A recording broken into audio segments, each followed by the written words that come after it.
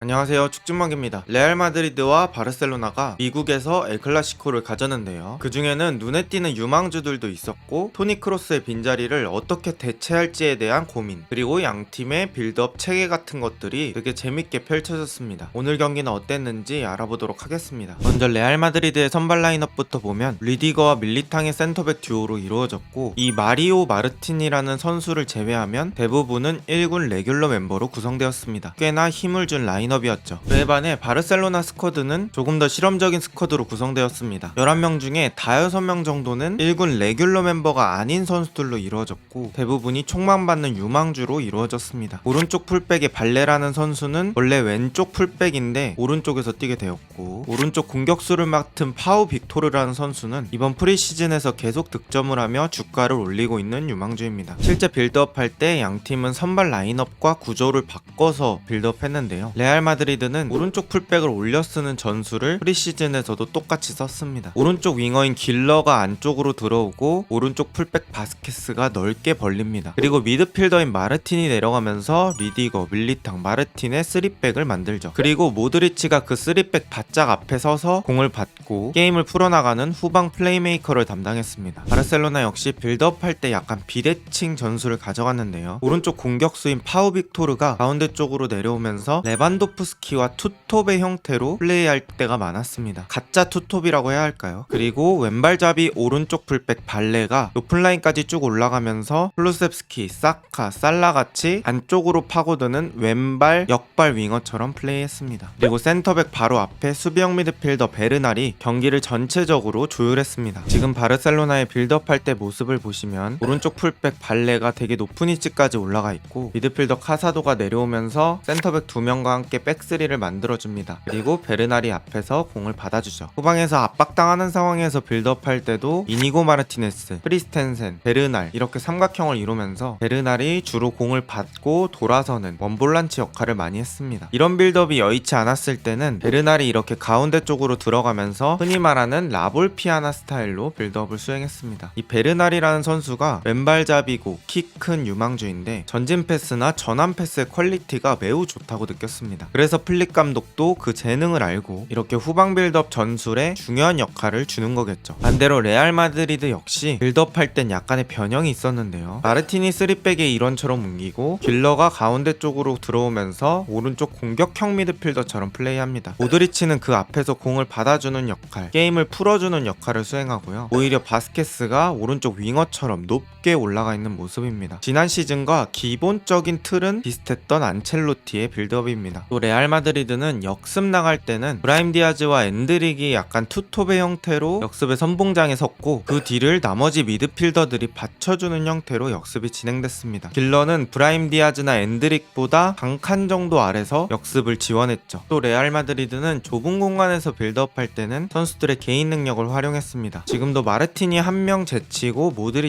모드리치가 다시 가운데 쪽으로 연결해주는 장면입니다. 전체적으로 안첼로티 감독이 바르셀로나 선수들보다는 자신의 선수들에게 조금 더 자유도를 주는 것 같은 느낌이 들었습니다. 말 그대로 뛰어놀 수 있는 판을 만드는데 능력이 특화된 안첼로티 감독입니다. 반면에 바르셀로나는 이 베르날이라는 수비형 미드필더의 발에서 많은 공격들이 시작되었습니다. 이번 프리시즌 좋았던 모습을 보여주는 빅토르가 공격적인 자리에 있다가 아래로 내려오면서 베르날의 공을 받아주고요. 또 이 공이 측면 쪽으로 갔다가 오른쪽 풀백 발레가 공을 안으로 가져오면서 토레는 여기서 무리하지 않고 시야가 열린 베르날에게 패스를 합니다. 그때 왼쪽 풀백 발데가 넓게 벌리면서 베르날의 전환 패스를 받아줍니다. 여기서 아무리 잘 뛰어가더라도 전환 패스가 부족했을 땐 좋지 않은 역습이 될 수 있습니다. 하지만 이런 패스의 정확도가 되게 좋았던 베르날입니다. 바르셀로나의 어린 선수로 베르날이 있다면 레알 마드리드에는 길러가 있었습니다. 길러가 분명히 오른쪽 윙어로 선발 출전했다고 말씀드렸는데 이렇게 왼쪽 높은 위치까지 오면서 빌드업에 관여를 합니다. 상당한 자유도를 부여받은 길러입니다. 여기서 공을 뺏기지 않고 잘 전개만 한다고 하면 이 왼쪽에서 빌드업 할 때 숫자 싸움에도 도움을 줄 수 있고, 있고 상대의 정해진 맨투맨을 깨트리는 데도 도움이 되겠죠. 레알 마드리드는 토니 크로스의 은퇴로 크로스의 역할을 해줄 선수가 필요했는데 모드리치가 비슷한 듯 다른 자신만의 경기 조율을 보여줬습니다. 이렇게 좀 처진 위치에서 반대쪽으로 좋은 전환 패스를 넣어주고요. 이 공은 우풀백 바스케스한테 향합니다. 또 모드리치가 이 센터백 라인 바로 앞에서 공을 받아주는 역할도 많이 했고요. 전체적인 조율 능력이 괜찮았던 것 같습니다. 또 가끔씩 플레이하다가 이런 좋은 전진 패스를 넣어줄 때도 있었죠. 뒤에서부터 게임을 침착하게 만들어가는 능력, 중원의 활동량 불어넣어주는 능력, 또 공격적인 능력도 가끔씩 보여주면서 1985년생 38살이라는 나이가 잊혀질 수밖에 없는 플레이를 계속 보여주는 모드리치였습니다. 이렇게 양 팀이 각자 준비해온 플랜을 가지고 플레이를 했지만 선빵은 바르셀로나 측에서 나왔습니다. 역발 윙어처럼 플레이하던 발레가 안쪽으로 뛰어들어가는 레반도프스키에게 좋은 크로스를 넣어줍니다. 그리고 이 공을 레반도프스키가 옆쪽에 있는 파우 빅토르한테 내주고 빅토르가 이 공을 마무리합니다. 레반도프스키가 슈팅을 하려다가 잘못 맞은 건지 아니면 의도적으로 옆으로 줬는지는 모르겠지만 아주 좋은 패스가 되었습니다. 빅토르는 프리시즌에서 계속 득점력을 보여주고 있습니다. 전반은 1대0으로 끝났고 후반에도 바르셀로나가 앞서가는 득점을 했는데요. 여기서도 레반도프스키가 큰 역할을 했죠. 순간적으로 레알 마드리드의 수비진이 바르셀로나 선수들의 동시다발적인 움직임으로 가운데에 넓은 공간이 벌어집니다. 그 공간으로 레반도프스키가 들어가죠. 그리고 레반도프스키가 그 공을 등으로 잘 지켜내면서 돌고 반대쪽 뛰어가는 발레에게 공을 내줍니다. 계속 윙어처럼 활동하고 있는 우플백 발레입니다. 그리고 다음 장면에서 왼발잡이가 바로 크로스를 올리려면 오른발 타이밍이 맞습니다. 하지만 발레는 몸을 좀 틀어서 왼발 아웃프론트로 공을 넣어주죠. 정확하기만 하다면 상대가 예측하기 어렵고 타이밍적인 손해를 안 봐도 되기 때문에 좋은 크로스라고 할 수 있겠습니다. 그리고 리디거 뒤에서 귀신같이 빅토르가 빈 공간으로 뛰어갑니다. 그리고 빅토르의 태클 슈팅으로 경기는 2대0이 되죠. 어떻게 보면 이 가짜 투톱 전술이 상당히 효과적으로 전개되고 있는 바르셀로나입니다. 레알 마드리드는 비니시우스가 교체 투입되어서 좋은 모습을 보여주긴 했지만 필드골은 득점하지 못했고 코너킥에서 길러가 올린 공을 니코파스가 헤더로 집어넣은 장면이 있었습니다. 경기는 2대1 바르셀로나의 승리로 끝납니다. 제가 오늘 경기에서 좀 눈에 띄는 선수들을 정리해보자면 일단 바르셀로나부터 해보겠습니다. 첫 번째 눈에 띄었던 선수는 베르날입니다. 키 크고 빌드업 좋고 전환 패스 좋은 선수입니다. 경합 능력은 개선해야겠지만 플레이 스타일에서 로드리의 향기가 진하게 느껴졌습니다. 두 번째 선수는 풀백에서 뛴 알렉스 발레 혹은 바예입니다. 공격적인 재능이 진하게 느껴졌던 자원입니다. 오늘 1개 어시스트, 1개 기점 플레이를 했고 지금 바르셀로나 왼쪽 풀백이 미래로 평가받는 알레한드로 발데가 2003년생, 이 선수는 2004년생입니다. 물론 경기를 더 봐야겠지만 충분히 기회를 받을 만한 선수라고 느껴졌습니다. 마지막은 파우 빅토르입니다. 원톱 자리일 땐 원톱 역할도 성실히 수행해주고 오늘같이 레반도프스키랑 같이 나왔을 땐 가짜 투톱으로도 충분히 플레이가 가능했던 선수입니다. 이번 프리시즌에서 계속 득점하고 있어서 바르셀로나에서 1군 레귤러 자원으로 충분히 고려해봐도 될 선수라고 느꼈습니다. 그 다음 레알 마드리드입니다. 레알 마드리드의 첫 번째 선수는 모드리치입니다. 역시 모드리치는 모드리치입니다. 토니 크로스와 비슷한 듯 다른 역할을 수행했고요. 전체적인 경기를 조율한다는 건 똑같았습니다. 전진 패스, 전환 패스,